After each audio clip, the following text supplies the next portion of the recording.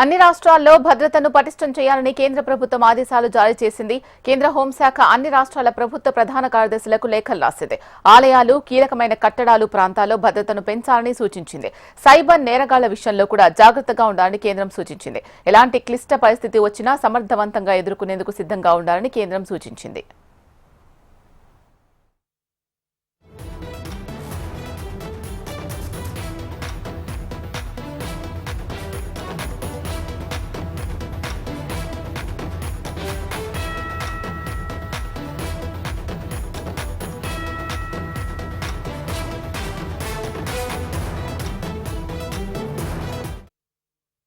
అన్ని రాష్ట్రాల్లో భద్రతను పటిష్టం చేయాలని కేంద్ర ప్రభుత్వం ఆదేశాలు జారీ చేసింది.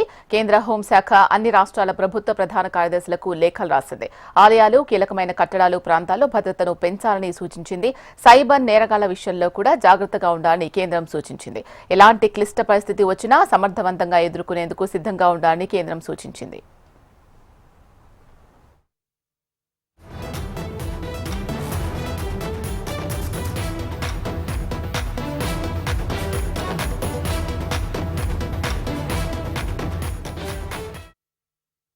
అన్ని రాష్ట్రాల్లో భద్రతను పటిష్టం చేయాలని కేంద్ర ప్రభుత్వం ఆదేశాలు జారీ చేసింది. కేంద్ర హోంశాఖ అన్ని రాష్ట్రాల ప్రభుత్వ ప్రధాన కార్యదర్శులకు లేఖలు రాసింది.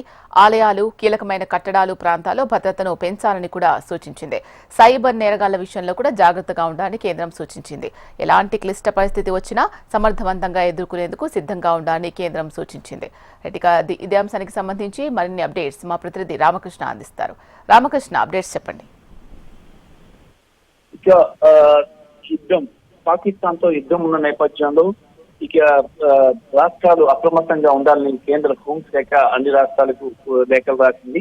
అత్యవసర వస్తువులు అంటే సైలెన్స్ ఇలాంటివంటివి పర్చేస్ చేసుకోవడానికి అనుమతి ఇచ్చింది. రాష్ట్రాలు అవసరాన్ని బట్టి వాటిని ఉపయోగించుకోవాలి. అలాగే ఇక కట్టడాలు కానీ ఈవీఐపీల భద్రత విషయంలో జాగ్రత్త వహించాలి.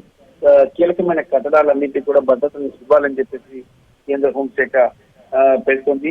ఎందుకంటే ఇప్పటికే సరిహద్దుల్లో బీభత్సం జరుగుతుంది. దాదాపు హోరాహోరీగా గతంలో ఎప్పుడు చూడని యుద్ధం జరుగుతుంది. 1970 కూడా ఇలా జరగలేదు. అంతకంటే దారుణమైన యుద్ధం జరుగుతుంది ఈ రోజు. మరి ఈ నేపథ్యంలో అన్ని రాష్ట్రాలు, ఏ రాష్ట్రం మీదైనా ఎక్కడైనా భారతలోని ముఖ్యంగా ఎయిర్పోర్ట్, ఆలయాలు టార్గెట్ గా పెట్టుకుంది ఈ పాకిస్తాన్. చాలా ఎయిర్పోర్ట్ ని పెంచాలని చెప్పేసి ప్రయత్నం చేసినప్పుడు కూడా భారత భద్రతా దళాలు చాలా సమర్థవంతంగా ఎదుర్కొన్నాయి. మరి ఇండియాలోని కీలకమైన పోర్ట్స్ ఉన్నాయి. పోర్ట్స్ కూడా పోర్ట్స్ అలాగే ఎయిర్పోర్ట్స్, నేవల్ విమానాశ్రయాలు వీళ్ళన్నింటినీ కూడా జాగ్రత్తగా కాపాడుకోవాల్సిన అవసరం ఉంది. కాబట్టి వాటిని కూడా ఎక్కువ భద్రతను ఉంచండి. అలాగే ప్రజల్ని ముఖ్యంగా వాళ్ళకి ఎటువంటి పరిస్థితి వచ్చినా వాటిని తప్పించుకునే విధంగా, తమను కాపాడుకునే విధంగా, లభించే విధంగా తగిన శిక్షణ ఇవ్వండి ప్రజలకు కూడా అని చెప్పేసి కేంద్రం అన్ని రాష్ట్రాలకు చెప్పడం జరిగింది. మరి ప్రస్తుత పరిస్థితిగానే మనం పరిశీలించినట్టుగైతే భారతదేశంలో విమానాశ్రయాలు, మిలిటరీ స్థావరాలు వీటన్నిటిని టార్గెట్ గా పెట్టుకొని అక్కడి నుంచి మిసైల్స్ యూజ్ చేయాలి అని చెప్పేసి పాక్ భావిస్తుంది. మరి 36 చోట్ల ఇప్పటిదాకా భారతదేశంలో దాడులు జరిపినట్టు కూడా విదేశాంగ కార్యదర్శి విక్రమ్ మిశ్రీ చెప్పారు. లేహ్ నుంచి సర్కిల్ వరకు 36 చోట్ల పాక్ దాడులు చేసింది అని చెప్తున్నారు. ఇక గురుద్వారాల మీద కూడా దాడి చేసింది.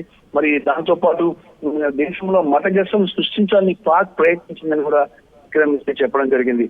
పాకిస్తాన్ ప్రయోగించిన డ్రోన్లను సమర్థవంతంగా కూల్చేశామని, రాష్ట్రాలన్నీ జాగ్రత్తగా ఉండాలని చెప్పేసి కూడా ఆయన సూచించారు.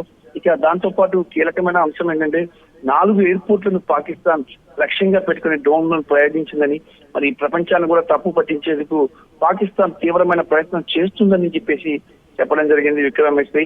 మరి కేంద్ర రక్షణ శాఖ మంత్రి నేతృత్వంలో ప్రస్తుతం ఒక సమావేశం జరుగుతుంది. ఈ సమావేశానికి కీలకమైన మంత్రులు, అలాగే ఇక త్రివిధ దళాల అధిపతులు, diesel, CRPF, BSF, paramilitary forces ఏవైతే ఉన్నాయో ఈ సిఆర్పిఎఫ్ కానీ, బిఎస్ఎఫ్ కానీ, సిఐఎస్ఎఫ్ డీజీస్ కూడా అటెండ్ అయ్యారు. ఎందుకంటే సిఐఎస్ఎఫ్ సెక్యూరిటీ ఉంటుంది మొత్తంగా టోటల్ గా ఇండియాలోని ఎయిర్పోర్ట్లకి. మరి అలాంటి ఎయిర్పోర్ట్లన్నింటి కూడా సిఐఎస్ఎఫ్ కాపాడుతుంది కాబట్టి అక్కడ సిఐఎస్ఎఫ్ చాలా జాగ్రత్తగా వ్యవహరించాలి. విమానాలకి ప్రయాణం చేసే వ్యక్తులు మాత్రం కంపల్సరీగా 3 గంటల ముందుగానే డొమెస్టిక్ ఎయిర్లైన్స్, యాక్చువల్ గా అయితే 3 గంటల ఇంటర్నేషనల్ ఎయిర్లైన్స్ ఉండేది గతంలో. ఇప్పుడు యుద్ధం సందర్భంగా డొమెస్టిక్ ఎయిర్లైన్స్ లో వెళ్లాలన్నా కూడా 3 గంటల ముందే మొత్తంగా కూడా ఉండాల్సి వస్తుంది.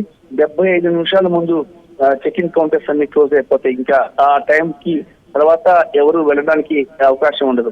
మరి ఈ రకంగా కొన్ని రూల్స్ అండ్ రెగ్యులేషన్స్ మార్చింది. మరి కొన్ని ప్రాంతాలు ప్రస్తుతానికి మనం కానీ చూసుకున్నట్టుగైతే ఢిల్లీలో కూడా సైరన్ మోగించారు. మొత్తంగా కూడా చాలా ప్రాంతాల్లో ప్రజలకి అప్రమత్తం చేశారు.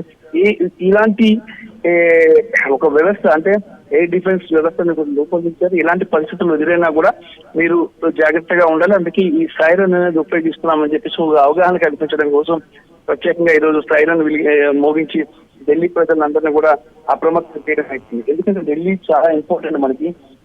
నేషనల్ క్యాపిటల్, ప్రధానమంత్రి, రాష్ట్రపతి అందరూ ఉంటారు కాబట్టి ఇలాంటి ప్రాంతాల విషయంలో చాలా జాగ్రత్తగా ఉండాలని ప్రజలను కూడా అప్రమత్తం చేసింది. ఇక తెలంగాణ భవన్ లో, ఆంధ్ర భవన్ లో కూడా ఇక్కడ కంట్రోల్ రూమ్స్ ఏర్పాటు చేశారు. ఎవరికి ఎలాంటి సమాచారం అంటే జమ్మూ కాశ్మీర్ లో కానీ, శ్రీనగర్ కానీ, లేదంటే పంజాబ్, హర్యానా, పంజాబ్, రాజస్థాన్ ఇక ఈ ప్రాంతాల్లో ఎవరైనా ఉంటే తెలుగు వాళ్ళు ఎవరున్నా వాళ్ళకి సంబంధించిన సమాచారం కానీ, ఏ సమాచారానికి సంబంధించిన విషయాలు కానీ కావాల్సి వస్తే మాత్రం వాటిని పొందేందుకు ఒక కంట్రోల్ రూమ్ కూడా తెలంగాణ భవన్ లో, ఢిల్లీలో తెలంగాణ భవన్ లో ఏర్పాటు చేయడం జరిగింది. ఆ కంట్రోల్ రూమ్ నెంబర్స్ కూడా ఇవ్వడం జరిగింది. మరి దాని ప్రకారం ప్రజలు ఏదైనా డౌట్స్ ఉంటే వాళ్ళకి క్లారిఫై చేసుకోవచ్చు. అయితే ఈ రోజు రాత్రి ఇప్పటికీ 2 రాత్రులు నిన్న మొన్న దాడులు జరిగాయి. ఈ రోజు రాత్రి కూడా బీభత్సమైన దాడి జరిగే అవకాశం అయితే కనిపిస్తుంది. భీకర పోరు జరిగే అవకాశం అయితే కనిపిస్తుంది. ఇక పాకిస్తాన్ లోని 9 నగరాలను టార్గెట్ గా చేసుకుని భారత్ ముందుకు వెళ్ళింది. ఇప్పటికే 9 నగరాలలో కూడా దాదాపుగా అనేక చోట్ల దాడులు జరిపింది. మరి అర్ధరాత్రి దాటిన తర్వాత ఆపరేషన్ సింధులో భాగంగా యూకే పాక్ లోని ఉగ్రస్థావలే టార్గెట్ గా ఇండియన్ ఆర్మీ దాడులు జరిపింది. మరి ఈ దాడులు కేంద్రీకృతమని రెచ్చగొట్టడానికి దాడిని పాకిస్తాన్ సైనిక స్థావరాలను లక్ష్యంగా చేసుకోలేదని భారత్ పెడుతుంది. అయితే భారత రక్షణ స్థావరాలపై దాడులు ప్రయత్నించి అంతే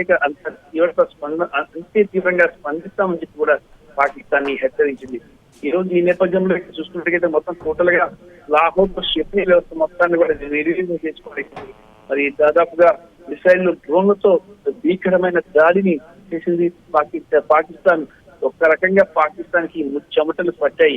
బతుకు జీవుడా అనుకుంటూ పరుగులు తీశారు ఇక్కడ జనాలు. అలాగే పాకిస్తాన్ చెందిన నేతలు కూడా పరుగులు తీయడం జరిగింది. ముఖ్యంగా పాకిస్తాన్ ప్రధానమంత్రిని సేఫ్ ప్లేస్ కి తరలించడం బట్టి చూస్తున్నట్టుగైతే పాకిస్తాన్ లో ఎలాంటి పరిస్థితి నెలకొందో మనకి అర్థమవుతుంది. Thank you Ramakrishna.